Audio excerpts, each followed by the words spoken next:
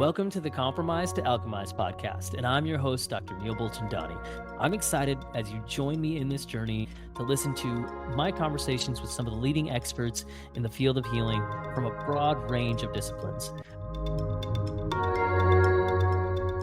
All right, so welcome, Diana. I'm so happy to have you on the podcast, the Compromise to Alchemized podcast, and it's been years, or at least it feels like that, since we started talking about coming on. So thank you so much for coming and taking the time to be with me in this conversation.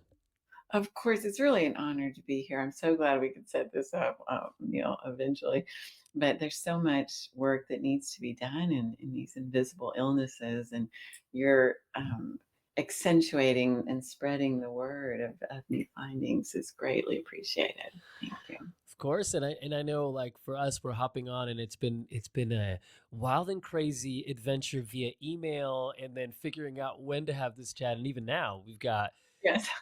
just for context, we've got 40 minutes because of our schedules, etc. So everybody listening, we're going to be condensing a whole lot into this powerful time. So just know it's going to be laser-like focus.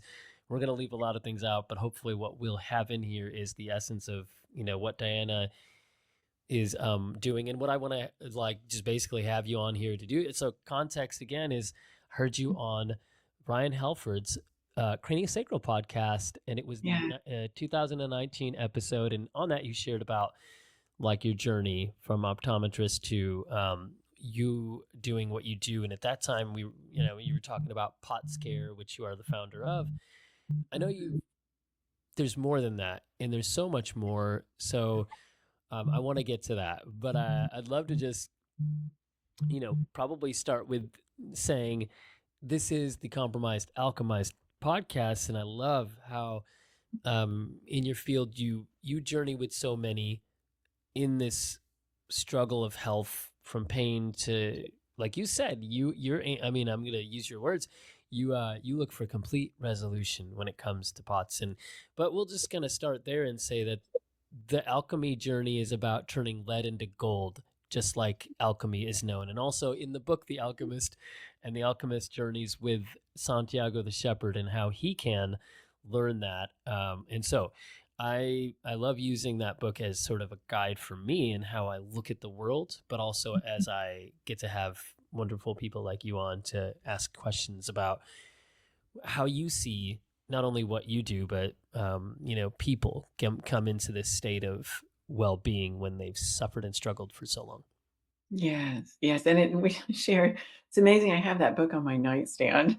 So what a coincidence. But Yeah, yeah, I being love that. alchemized and going through a journey of sorts, I'm very familiar with that. I'd love to chat about it. Yeah. So in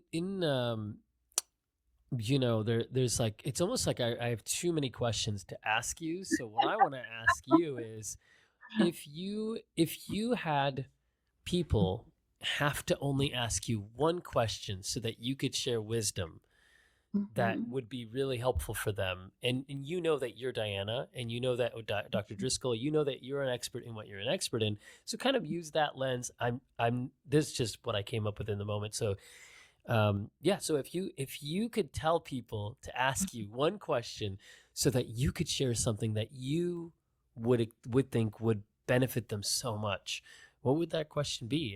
And I would love to hear It's your answer.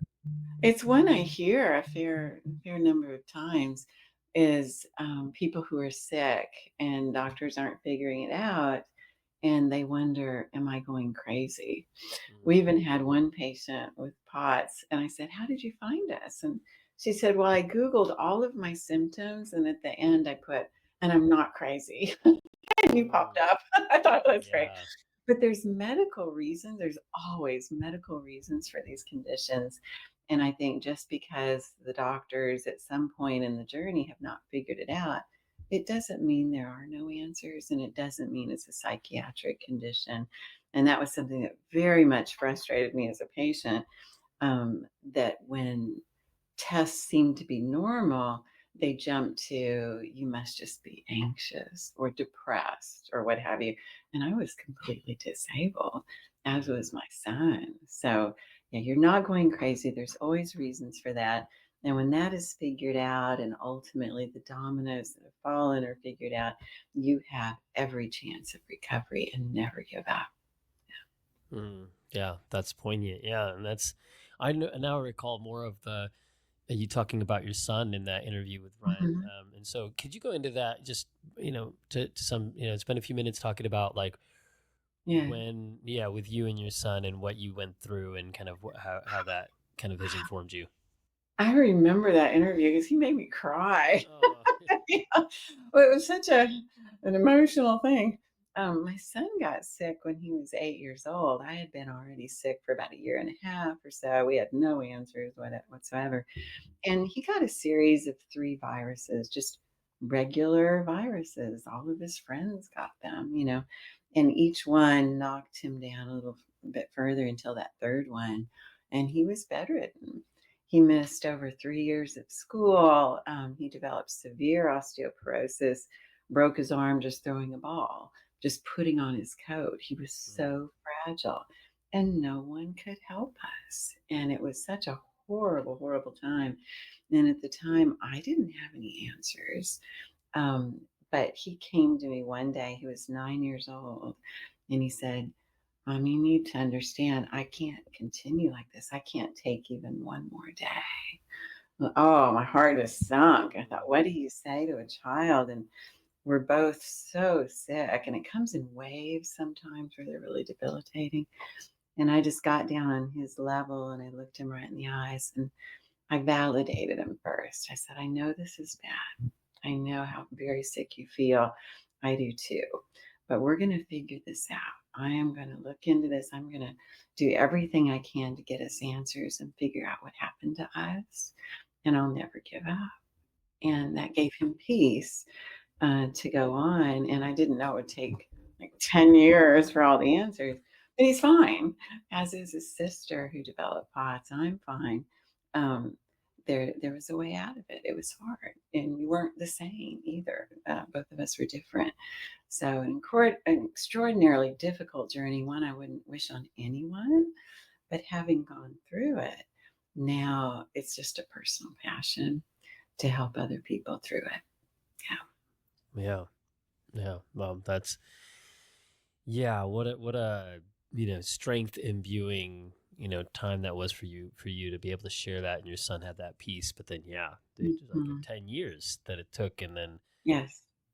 quite a journey, and with each of you. And well, one question again. I'm going to go back to that one interview. Was it that craniosacral therapy helped you in some part of this? Is that how you ended up with?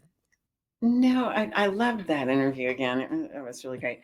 I had certainly had craniosacral massage. I had a lot of pain and tightness here in the upper Uh, shoulder area, the kind of what we call the coat hanger. yeah. And I didn't realize there was a propensity for high intracranial pressure. It Right. was something I figured Right. out and then Right. released it in the book, The Driscoll Theory. But I would go for massage and it helped for about 10 minutes, and then Uh-huh. it went right back to where it was. So it wasn't Mm, hitting the root of the problem. But I mm, do think craniosacral therapists see a large number of us, if you will. mm, And I'd love for them to be able to recognize when that tightness occurs, that underlying idiopathic intracranial hypertension could be part of the problem. mhm. And it's so easy to miss that. It gets horribly underdiagnosed. It's still a secondary problem. It's not a primary problem, but it's so significant that relieving that pressure gives patients the hope to continue. Yeah. Frankly, yeah, it's absolutely miserable. So releasing that, oh gosh, 12 years ago, I think, in the Driscoll theory. And anyone who wants a copy of that book, I'm happy to share it. It Mm, lays out the key points and some of the commonalities among these patients. Um, and it was it went around the world and it changed things for the better, which is really great. We've moved far beyond that now, but I think it's still new for a lot of people. yeah. So we continue to share that. Yeah. Well, I'd love to go back to that and talk Mhm. into that. But tell me, in that trajectory or spectrum of you, like you said, Yeah. this is time ago. and you really did release such foundational work. Now, can you catch me up to speed on where what are you compelled to focus on and figuring out and problem solving for people? Like what does it look like these days for you? Yeah, as far as the businesses go, Mm-hmm. I focus on way too much, right? It's just how my brain works. Yeah. I have friends telling me, "You need to narrow your focus a little bit." I'm like, "I just can't. There's too much going on." Right. The autonomic dysfunction, I think, is something that just hasn't received the attention it needed. And I don't know why it would take an optometrist in Texas, to figure things out. So be it. But I think being a patient really helped. But initially, when the Driscoll theory came out, it was focused on POTS, Mm-hmm. postural orthostatic tachycardia, or dysautonomia, if you will, and joint hypermobility and Ehlers-Danlos syndrome, EDS. Because I was hypermobile, my kids were hypermobile, they both were sick, I was sick, and my husband at the time was fine. So I thought, what are the chances? There's no genetics involved in this. And I set up genetic disease investigators to Mm-hmm. just house some of the research and went from there. But there is commonality among patients. And I think that's a great place to start. Mm-hmm. Yeah. And I was telling you a little bit about my, it's sort of, uh, in one way, kind of, I'm right now on a floor of the mouth tour where I'm teaching my floor of the Yeah, mouth work, yeah. and so I was just in Phoenix. I taught in Denver, taught in LA, and then I'm in Santa Barbara. But anyways, I'm going to Mhm, Boise next month, and then Chicago the following month to teach. What I mhm. have is day 2, module 3. One of the complex cases, scenarios that I teach on is hypermobility, which can include Ehlers-Danlos or connective tissue issues, disorders, Yeah, um, and then I'll try to condense so much into one phrase, but I'll say, yeah. So I often see when the floor of mouth has tension in certain ways, I see 70 areas, and those 70 areas in the body, whether they're muscles, fascia, organs, um, bones, you know, those 70 areas have a propensity to be restricted, misaligned, tense.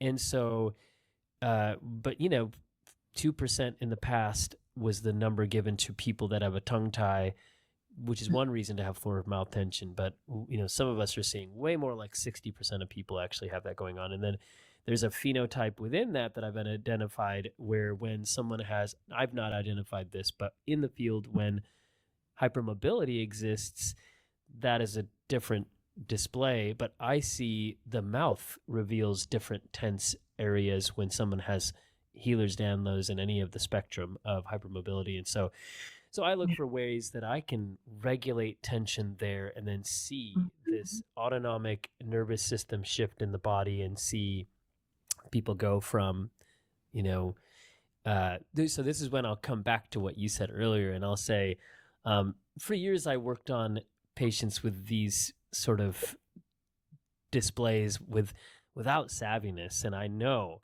like, we figured things out along the way, and now I know, oh boy, they didn't need to be dug into there or there. They didn't need to be, and yeah, repetitive body work is not helpful when it's not lasting and sustainable. But when it Yeah, gives relief, thankful for that for people, because I've had absolutely. plenty of people who've said, Neil, even though it didn't last, I was so thankful that it gave me that relief because I could do the things I needed to do, whether, Yeah. it was a mom trying to take care of her kids or just, but, what I want to say, just at this last training, this one person, she said, she was concerned before she got on the table. I said, don't worry, I'm going to use incredibly light pressure. And when I do visceral work, it'll be so light on the colon so as not to stir up Herxheimer reactions, detox reactions. And I just mentioned a few things, but the reason I mentioned this is because, and so she experienced tremendous relief. And then she has this, several diagnoses, including POTS and that so, um, and so she's been through decades of a journey, and along the way she went to many people who like worked on her, and she's like, oh, when I would get massage, it would just end up creating more problems. When I would get this healing modality and that healing, and I've heard this from so many patients that suffer from that, And it's not that those modalities didn't help them some, but what you mentioned was missing. The root was missing, the root cause. And so I just know it's hard when people have been through this and they feel like they've tried so many things. And I know you've had so many people to come to POTS care. And so to go back to that, even though I know you've come a long way since then, kind of, are there people who stand out, in your memory of like they had been through something and so much, and when they came to you, they finally found like an answer? And one, does anybody come to mind that you could share about for a minute? And then two, for you as a healer or as somebody who guides people, what did that, how did that affect you? Well, it happens all the time. I Mm-hmm. don't know if I got one, but Yes. I started putting out YouTubes under prettyill.com when I was a patient. I didn't have Mm-hmm. any answers, but I really wanted to get out word that I don't know what this is, but this is bad. Okay, Mm-hmm. it's really bad. And I'd love to hear from others what they were going through. And then as I got answers, I was able to share that. But because of that many years of being online, sharing my journey, um, people feel like they know me oftentimes. And I would Mm-hmm. walk into a room with patients or get online with them now, and they just burst into tears because I am and continue to be probably the only person they've ever eyeballed who recovered from this beast, and they feel like they have hope for the first time. So oftentimes now I'll see patients who've gotten some help either from the book or some of the supplements I've patented and put out, and they know they can get there and that I've got the answers. So there's huge relief. But no, we see it all. We see it all. I estimate about 40% of the patients we see have admitted to trying to kill themselves at Mm-hmm. some point. It's not a subtle, just push yourself through condition. It feels oftentimes like you're being tortured, frankly, and everybody has a limit. So it's oftentimes we're their last hope.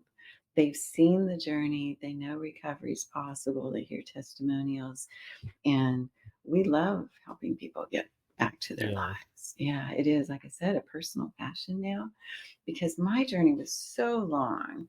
My kids, it was so horrible. That empathy that you feel for the suffering that patients undergoes, um, that never goes away. Yeah. As soon as I talk to them and I know what they're experiencing, it all just comes rushing back. And you want to do everything you can to pull them out of that, as it's a terrible place to be. Yeah, yeah. Wow, that's so painful and yet powerful, just to know how many, like, I know I could just, the amount of people you've helped from, so physical, but Mhm. way more this deep sense of like will, the will to live. I mean, that's like, Yes. that undergirds any kind of healthcare we could ever want to give someone, is the empathy Mhm. and the air to say, or the, possibility of tomorrow.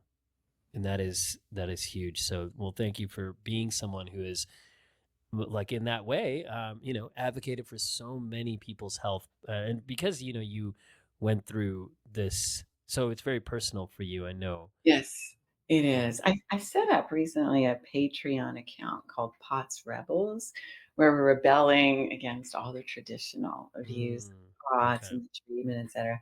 And one of the joys I have is we meet together every week or two on a Google Meet, and I can talk to them, Uh, validate them, answer questions, give some guidance, and um, I get that personal support right back.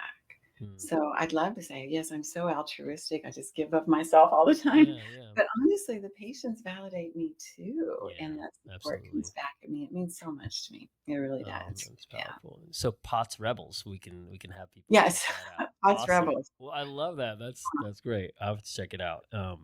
Yeah. And you reminded me. This is quick. So when I was in Denver, I saw this person, and Mhm. kind of quick evaluation. I only had a little bit of time with this person, and it was sort of Mhm. co-consulting with someone else, and Mhm. I see a huge correlation. So this is a person who was hopeless, and I didn't know this until after, but that when she expressed the amount of relief she got from something, and then somebody else told me, another clinician, that she was just saying yesterday for very severely that she didn't know she wanted to live. And she's about 20 years old, and she has been gone through so many things, including a lot of the things we're talking about. And she Right. so when I see someone with hypermobility, or you know I usually say too much of a mouthful there, but when I see a certain combination of things with floor of Mhm. mouth tension, mandibular tori, and that hypermobility, and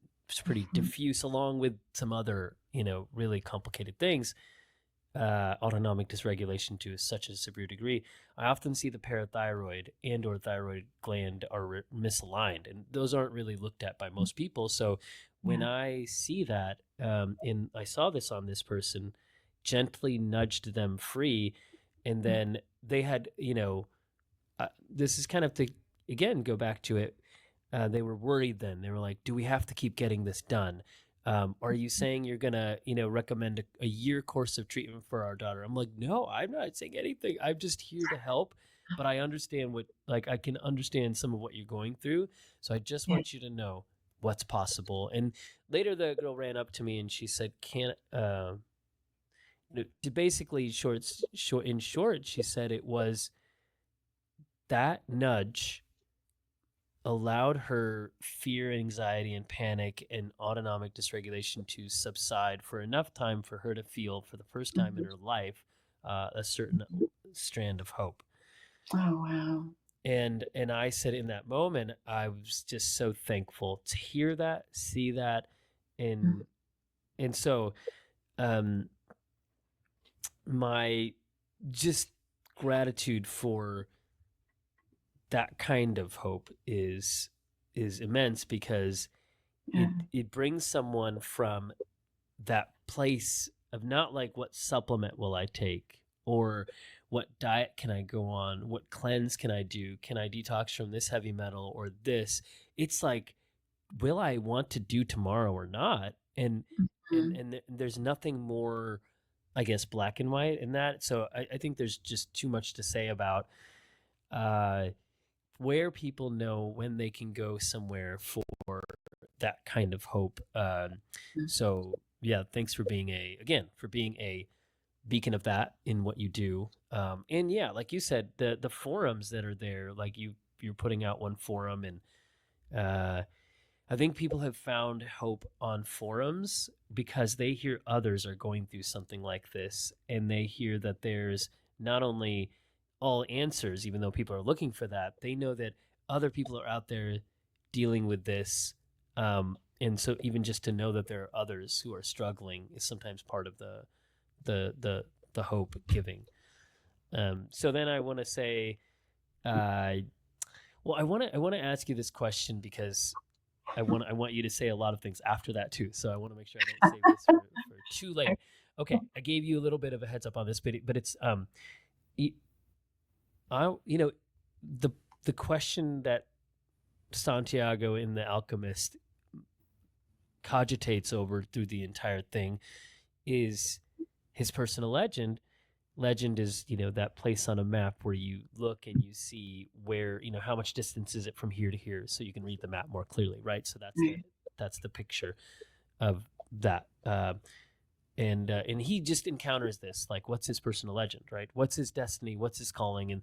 And then the old king and the alchemist say, when you pursue your personal legend, or when you know you're on this path to pursue it, the universe conspires in your favor. And there's Mhm. a lot of talk about that and God and creation. But for you, what is your destiny calling, or more specifically, like, what is that personal legend that Mhm. you've felt in your life? And if you could share that, I'd Mhm. love to hear on that and how Yeah. that's guiding you. Well, clearly, I think, um, again, going through that journey, and somehow I was just put in the perfect position to get answers. I'm an optometrist. I had a medical background. I could read a lot of literature. I started by looking in the eyes in Mm. our studies, which was unusual. I found vascular issues with the optic nerve head that were subtle, but they were still there. Had I not had that background, I don't know that I would have gone that direction. And then importantly, I was in the body of one. And the researchers that I worked with, I was in clinical trials for 3 years. They could go home at 5 o'clock, right, and not really think about it. I was thinking about it 24/7, and then I had the motivation that my kids were sick. So I Mhm. couldn't just exit stage left and, wish them luck. I knew that wasn't gonna happen.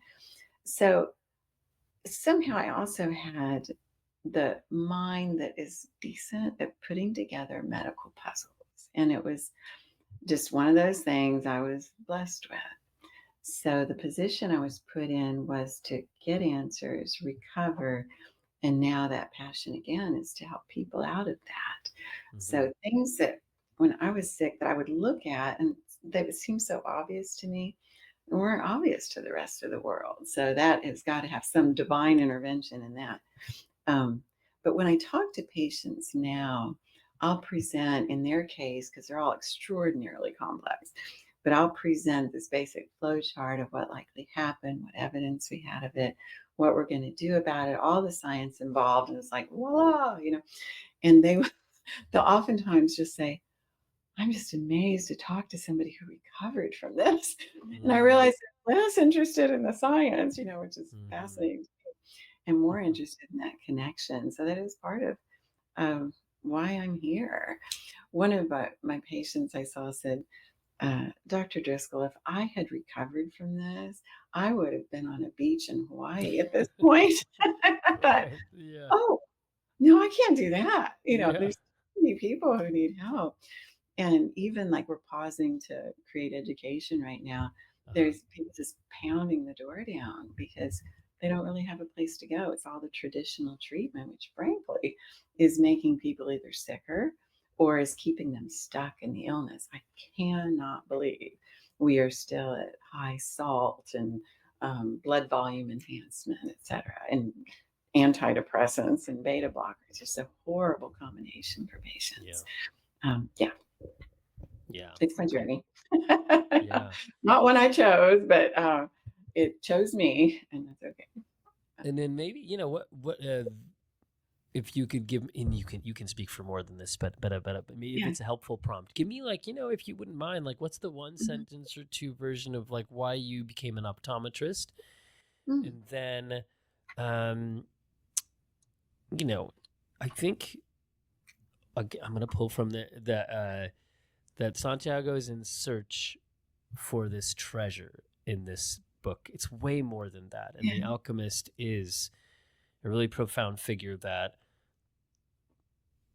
Santiago never goes out to learn to convert lead into gold. He didn't have that goal of Mhm. becoming an apprentice to this alchemist, but inevitably he finds himself in that journey. And so, I just can't help but think about for you, especially how that plays out because people look at you, like you said, and they're like, I'm just amazed that you recovered from this. And that's Right. like a magician's trick, if you will, because of what they've seen. They've struggled themselves and they've seen what things are out there that haven't helped them. And so it's Mhm. almost like an impossible thing to Mhm. turn something like lead into something like gold. And so that's, I think, a symbol for people is like when they feel led and burdened and distraught, and then they can find someone who has been able to convert into, transform into, transfigure into like healthy, exuberant, like gold.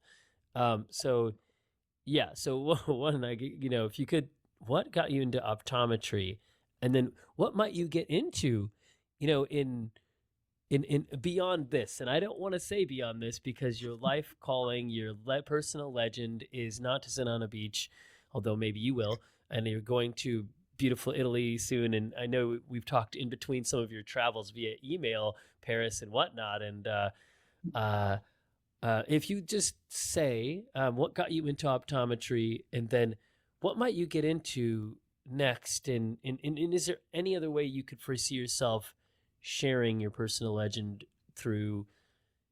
beyond what you're doing in these times? I know that's maybe a too open-ended of a No, question, but absolutely, yes.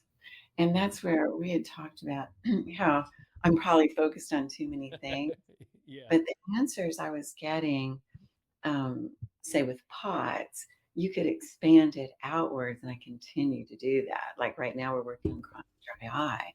There's that um, autonomic component for tear production, pupil size, Uh-huh. etc. Yeah. Yeah. Um, but getting into optometry, I look back now and I think of the reasons why I went into optometry. I love science, it's objective, it's positive. But with hindsight, I wonder, was that divine intervention? Mm. It was I set up for all this and I Yeah. needed that background in order to approach the illness and help Mm-hmm. others. So I respect anyone's faith journey wherever they are with it. I went through everything known to man. Mm-hmm. Um, but now I think in hindsight, I do wonder, was that Mm-hmm. done on purpose? Yeah. Maybe. I don't know. You talked about going to Paris. That was actually to see a patient. Okay. Patients, and I consult with them all around the world. Um, they are everywhere. And when I speak to them in another country, like in France, what have you, I often hear, well, where we live, we're just a wasteland. Doctors don't understand POTS at all. And I go, oh no, that's kind of everywhere. Okay, I Mm. do want you to know that. Um, and it's very frustrating, I think, around the world. So we're trying to help as many people as we can. And then what is coming up next? Again, we're releasing education because I'd like to get everybody up to speed with where we are now, because we're at least 15 years ahead. And I want to reveal the next layer, and that'll involve the hypermobility, the genetics of it, more systemic conditions, very interested in vascular inflammation, and a lot of chronic inflammatory problems, which are oftentimes at the heart of a lot of these invisible illnesses. So there's much to be released and much to catch people up on. So I don't see me, retiring. I'm air quoting because I just don't know that I could ever retire. My brain is just way too active. But rather just keep going. I enjoy it. I get a lot of fulfillment from it. And again, it's kind of how my brain is made. So I'm meant to do it. Yeah. Yeah. That's so clear. I mean, there's so much that streams through you with all you're on just a steady, ongoing journey to share more and Yes. catch everyone up to speed, which is, well, I'm sure that's a big task. That's a massive Yeah. project, and it's I ongoing know. in so many ways. I hear oftentimes, man, you can't help everyone. I go, well, I'm going to try. you know, and every case is different. So we start with the commonalities among them. Mm-hmm. And a lot of those are in the book, that things like the propensity for high pressure, this chronic inflammatory problem, how the inflammation affects these nerves, and the supplements like Parasym Plus that I have to restore that function, how it affects basically every system of the body and what we can do about it. It certainly affects the cardiovascular system, hence patients develop the tachycardia and their blood vessels are affected. And this should not still be happening. Patients should not still be suffering with this. But I think one problem with it is that we're calling it POTS for one. POTS Mm-hmm. is not a disease. Orthostatic tachycardia just means your heart rate goes fast when you stand up. It's like telling someone you have a fever. That's what's wrong with you. It's like, Mm-hmm. well, we probably should know why the fever's happening. And in my journey, I would ask the doctors, why is my heart going so fast? And I said, oh, well, we don't know, but we'll just slow it down with a beta blocker. But I'm sick in many other areas of my body. I feel like that could be important. And I said, could you give me a list of things that would cause a fast heart rate like this? No, we don't really know that. And it was just the strangest journey. So my science mind just needs to know reasons for everything, right? So I again want to encourage people, whatever their journey is, being compromised, alchemized, to know that even if they don't have their answers today, there are answers. There are always answers. And research is so far ahead of current practitioners. It's very difficult to keep practitioners up to speed. And I have been there. We don't have time. You have 8 minutes a patient. You're dead at the end of the day. You don't have time to keep up with research. That's not your job. You're not in research. So patients, unfortunately, are caught in that in between where research is so much further ahead, but the practitioners don't know what to do with it. And we have to continue to push that envelope. Yeah. Release new things quickly. Yeah. Twofold there is what I would love to Hmm. ask. What would you direct people to when they're like, I want to know more about this from a patient perspective, and Yeah. directing them towards your book or Potts Care, and just tell me about that, Hmm. and then also that practitioners who you just would say, like, here's a great place for you to go if you feel like you are taking care of people. I'm just going to say that because everybody needs to learn this. So yeah, what's a good resource, or a path starter for a patient and then also for a practitioner? Yes. For patients, I think Potts Care is a great start. Yeah. And the Patreon account we mentioned is where Uh-huh. I'm housing a lot of that information and Right. trying to explain it to people, offer consultations, and then we're setting up education that I Okay. hope to train people who are interested in the Uh-huh. practitioners, um, which is it's tough. It's tough to do, but eventually to be able to do that also, and then move ahead with next steps.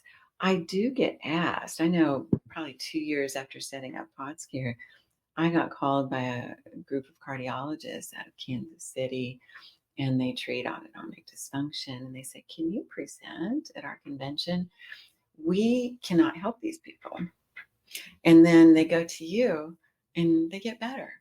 I would love to know what's up. So it continues to be such an honor, not only to hear from practitioners who really want to learn what's happening, but also to see them as patients. Mm-hmm. Pod Care is the place where doctors go when they develop POTS. Yeah. And I love that because we can talk about the science and they get it. Um, and we can share in our horror that all this is being missed out in the real world. Yeah.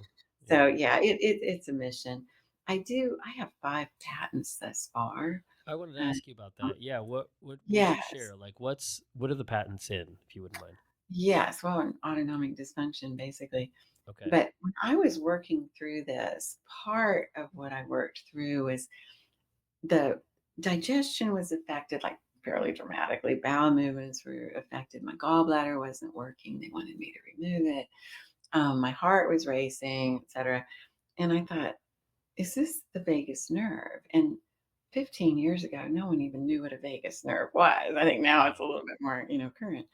But I was looking at, is it compressed at the neck or whatever, and was able to figure out how to stimulate the receptor of those nerves, and they worked fine. So it was an important step in the research because there was a lot of research money spent on looking for an autoimmune condition that's shutting down those receptors. And I was able to prove within like 2 weeks that the receptors work fine. We can shift our search for this weird autoimmune condition that no one could find. And instead, I took in symptom surveys for patients with chronic fatigue syndrome, POTS, fibromyalgia, and interestingly, PTSD. Mm. They start to show autonomic dysfunction. And I tucked 30 symptoms of anticholinergic syndrome in there. And the majority of patients had the majority of symptoms. And it suggested that this wasn't a vagus nerve problem. This was a neurotransmitter problem that was more global. It was affecting the brain, pupil size, tear production, and everything in the chest and the abdomen. So that's where, when I figured out a supplement Mm-hmm. that would trigger those receptors and I could prove the receptors were triggered appropriately, then I thought, I don't think anyone has done this before. I Yeah. think I could probably patent it. I didn't know anything about writing a patent, but thought, okay, let's give it a whirl. And I spent years just making this in my kitchen for my kids and I. I used my organic chemistry knowledge, the work I'd done in genetics, and just thought through it and tweaked it a little bit and ultimately came up with Parasym Plus. So that readily restores that parasympathetic nervous system, but also crosses the blood-brain barrier to help with the cognition. Patients who are affected can usually tell their pupils get just a little bit smaller once that's in place. They're not artificially smaller, they're normal. So Mm. our pupils tend to get big when the sympathetic nervous system's in overdrive and the parasympathetic is in underdrive. So it's an objective finding that reassures them that they are on the right track. And then the bowel movements normalize. It's just wonderful.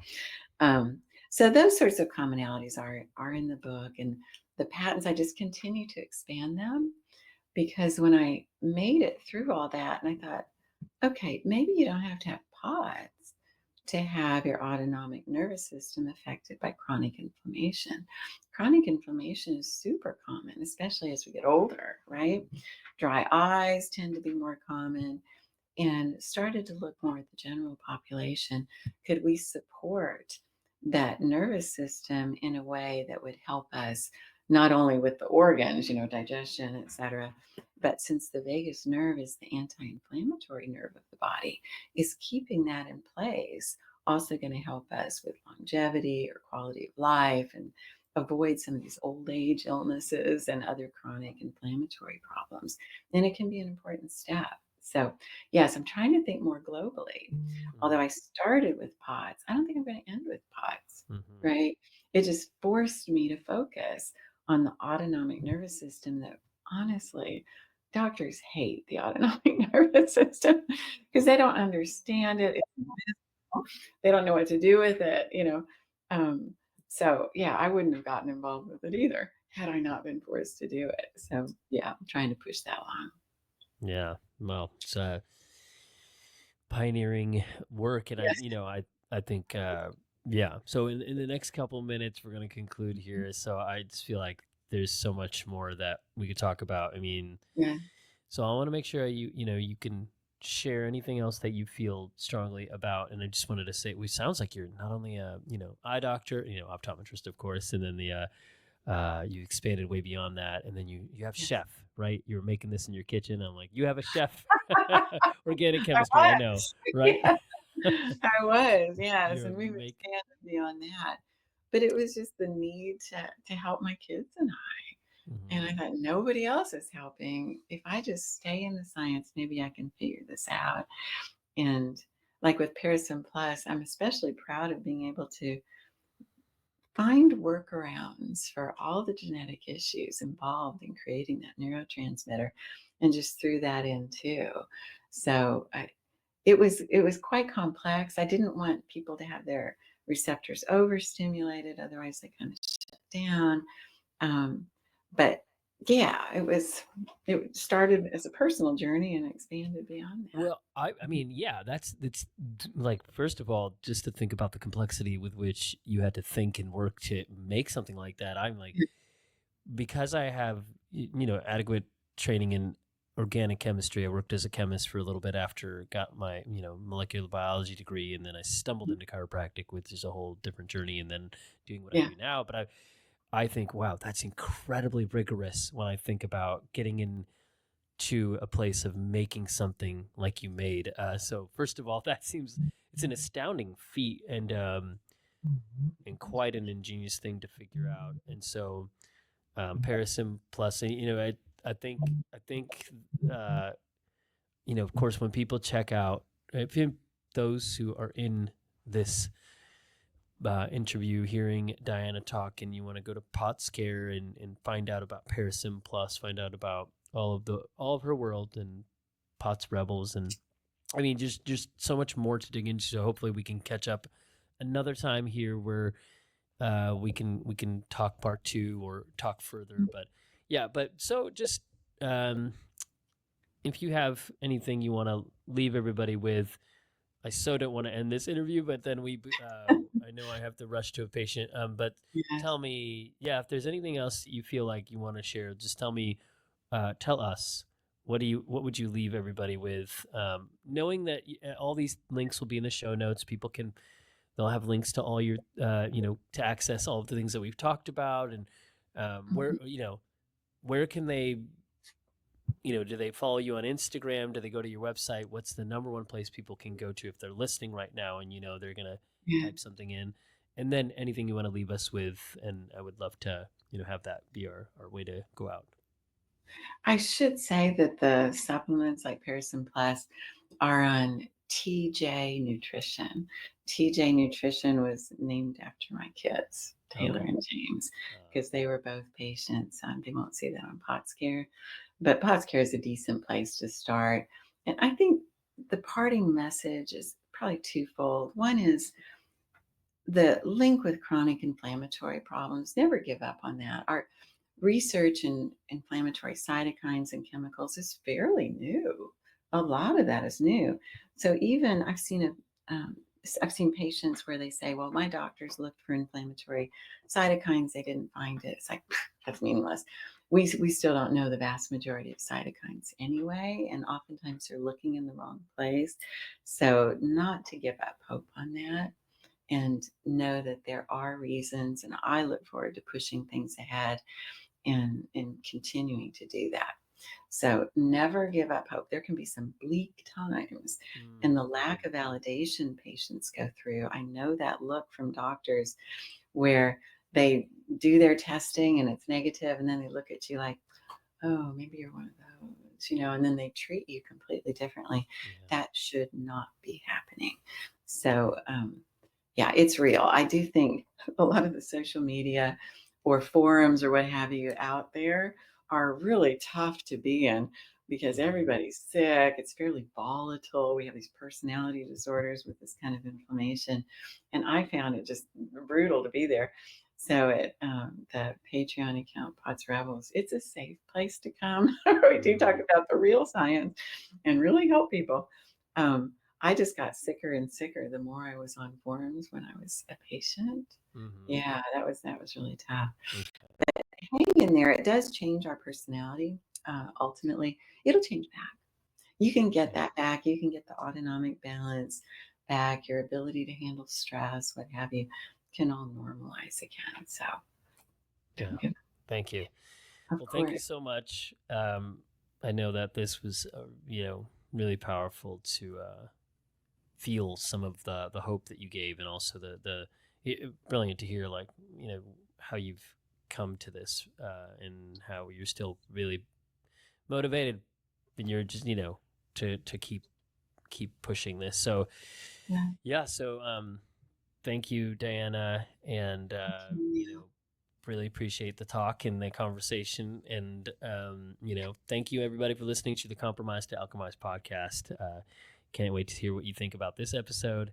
So until next time, and then we'll have way more to share in the show notes and everything. So again, thank you, Diana, for being on. I really appreciate you. Thank you. I enjoyed it so much. Appreciate it, Neil. In these conversations, we do deep dives, and resources are aplenty, so please tune in and enjoy. And I'm so excited to have you along for the journey.